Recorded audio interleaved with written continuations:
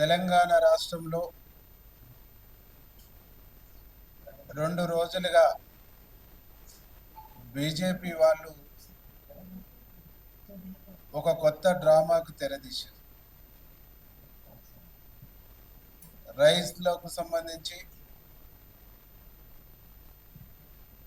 వాళ్ళేదో భరోసా ఇవ్వటం కోసం రైతులను ఉద్ధరిస్తామనేటువంటి పేరుతోని ఉత్తయాత్రను మొదలుపెట్టారు. ఈరోజు మేము బీజేపీ నాయకుల్ని సూటిగా అడుగుతున్నాం, మీరు చేయవలసింది రైతుల ఘోషయాత్ర ఇక్కడ కాదు, ఢిల్లీలో చేస్తే రైతులకు ఏమైనా మేలు జరుగుతుంది. 8 మంది ఎంపీలుండి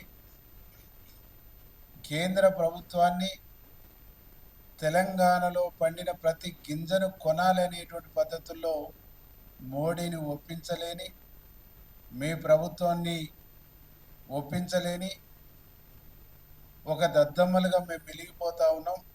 మా దద్దమ్మల యాత్ర చూడండి అని చెప్పేసి మీరు బయలుదేరినట్టుగా అనిపిస్తాం. ఈరోజు తెలంగాణ రాష్ట్రంలో పండుతున్నటువంటి ధాన్యం ఎంత, మీరు కొంటున్న పర్సంటేజ్ ఎంత? పోనీ మీరు కొన్న పర్సంటేజ్ పోయిన సీజన్లో కొన్నటువంటి ధాన్యాన్ని మిల్లింగ్ అయిన తర్వాత ఆ రైస్ను మీరు లిఫ్ట్ చేసి ఉంటే ఈరోజు మా గోడౌన్స్ ఇప్పుడు ఈ సీజన్లో వచ్చినటువంటి ధాన్యాన్ని పెట్టుకోవడానికి అవకాశం.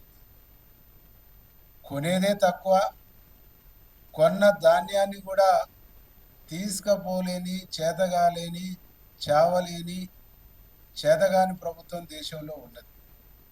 ఈ చేతగాని ప్రభుత్వానికి సంబంధించినటువంటి ప్రతినిధులుగా స్కూల్లో చదువుకుంటున్నటువంటి పిల్లలకు ప్రోగ్రెస్ కార్డు ఉంటుంది. దాంట్లో అటెండెన్స్ పర్సంటేజ్ ఉంటుంది, మార్కుల పర్సంటేజ్ ఉంటుంది. మీరు మీ ప్రోగ్రెస్ కార్డుని నరేంద్ర మోడీకి చూపించడం కోసము అటెండెన్స్ వేసుకోవడానికి పోతున్నట్టుంది తప్ప రైతులకు మీరు మేలు చేస్తానికి పోతున్నట్టు లేదు.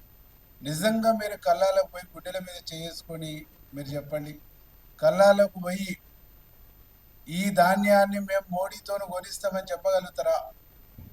ఈ ధాన్యాన్ని బీజేపీ కొండదని చెప్పగలుగుతారా?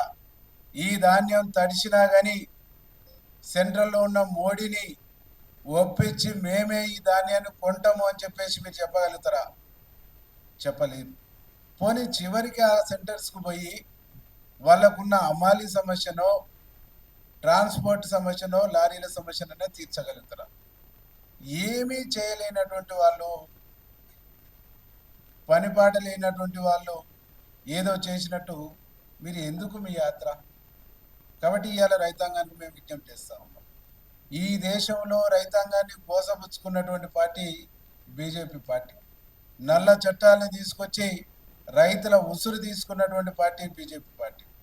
ఈ దేశంలో రైతు వ్యతిరేక పార్టీ, రైతు వ్యతిరేక ప్రభుత్వం ఏదన్నా ఉందంటే అది బీజేపీ ప్రభుత్వం, నరేంద్ర మోడీ ప్రభుత్వం, బీజేపీ పార్టీని అనేటువంటి విషయాన్ని రైతాంగానికి మేము విజ్ఞప్తి చేస్తాం. ఈరోజు ఈ రాష్ట్రంలో 1,50,00,000 మెట్రిక్ టన్నుల ధాన్యం ఉత్పత్తి అవుతా ఉంది, పండుతా ఉంది. ఈ ధాన్యాన్ని వేగంగా కొనటం కోసం తెలంగాణ రాష్ట్ర ప్రభుత్వం, గౌరవనీయులు మా ముఖ్యమంత్రి గారు అన్ని రకాల చర్యల్ని చేపట్టారు. ధాన్యం అమ్ముకున్న వెంటనే 72 గంటల్లోనే, 3 రోజుల్లోనే రైతుల ఖాతాలకు డబ్బులు వచ్చేటువంటి ఏర్పాటు చేశారు. 22,000 కోట్ల రూపాయల్ని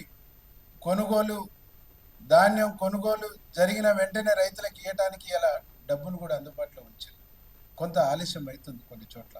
ఎందుకు అంటే ఈరోజు బెంగాలీ నుంచి సంబంధించినటువంటి అమాలీలు అక్కడ ఎలక్షన్ ఉండటం మూలంగా వాళ్ళు రావటం ఆలస్యమై, వాళ్ళు రాకపోవటం మూలంగా కొంత లోకల్ అమాలీ పర్సంటేజ్ తక్కువ ఉండటం మూలంగా ఈరోజు కొద్దిగా ఆలస్యమైంది.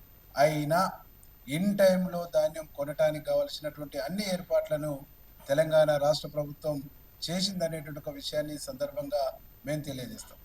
Subscribe us and press the bell icon for more interesting updates.